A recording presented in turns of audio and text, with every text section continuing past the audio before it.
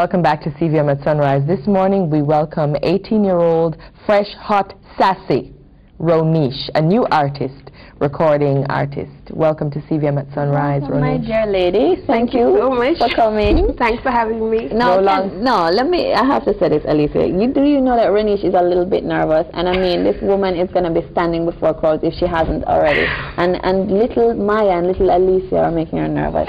She's just making us feel good. I told her outside, I said, you know, today we don't have any sense. You know what I'm saying? Roneish, you are a very, very accomplished young lady. Thank you. You're in university now, correct? Yes. Which I admire. Your dad is standing by, and I'm sure he had something to do with that. Morning, Dad. No music without university. Her dad just said hi, Maya. How are you juggling the music and university? Yeah, it must be difficult. Yes, it's quite challenging, but you know, with proper time management, I think I'm able to handle it well. But it has really I can imagine it must be difficult, but when you speak to proper time management, I love that because people probably don't realize how much you can get into a day if you manage your time properly. How do you, as a young teenager, because you're, I mean, still by all rights and intents a teenager, how do you learn proper time management and how do you do it? Because maybe people listening can draw something from your method. Well, I definitely have to cut out some of the TV, the listening to music, idling with friends, and put some of that time into writing my songs and studio time. Indeed. Some of my weekends go towards studio time, and then I'd probably have studying to do on Sundays and like other free time I have during the week. It really can be difficult, I guess. Yeah, it can be quite hectic sometimes. But your main point I like, because obviously if you have a focus and a goal, certain things that are not essential have to be backburnered for now as you move towards your target. Kids, lesson. Roneish, your real name is Roneisha. Yes. But you go by, your stage name is Roneish. Not too far off. No. And you are also a poet and a writer, in addition to singing, right? Yes. How did you start that? Tell me about the poetry background. Well, I actually started performing when I was a really small child, and I was involved in the drama club at my prep school, and we did poetry as well as drama and speech. Right. And so I was rounded in those areas. So I went on to enter festival, JCDC festival, and I won the National Pete Morwick competition. Okay. I got a gold medal and several awards. Read poetry? Yes. Okay, excellent.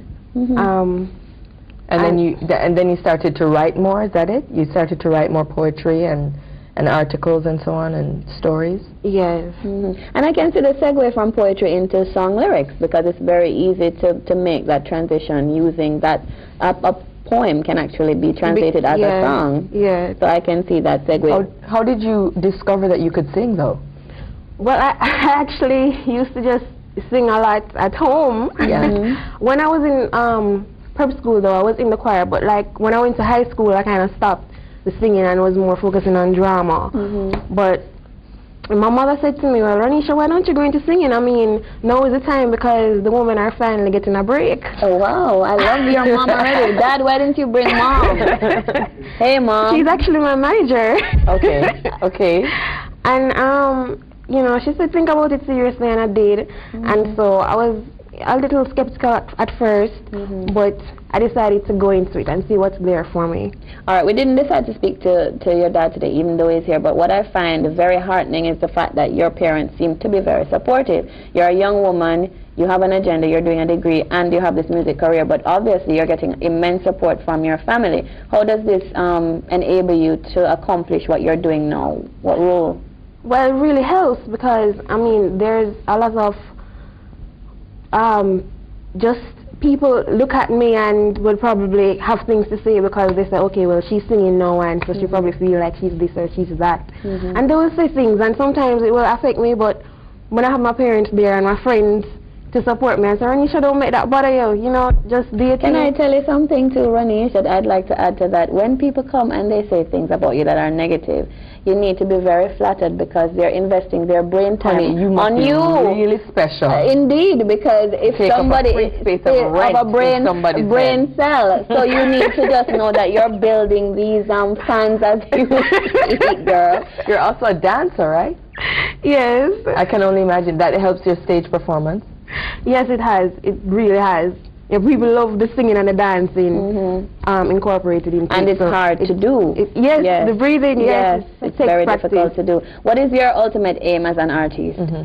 Well, I hope to, you know, achieve a similar status to the likes of Beyonce and Sean Paul, you know, taking the local and international market by storm, name on the Billboard charts. All of this will come in due time, of course, but that is what I see myself. Indeed, and you have the motivation, I can see, to actually achieve it. Thank you. You seem to be a very grounded young lady. Family is obviously very important to you. And I want to know what it is that you sing about. Do you have a specific message in your songs? Well, my songs are quite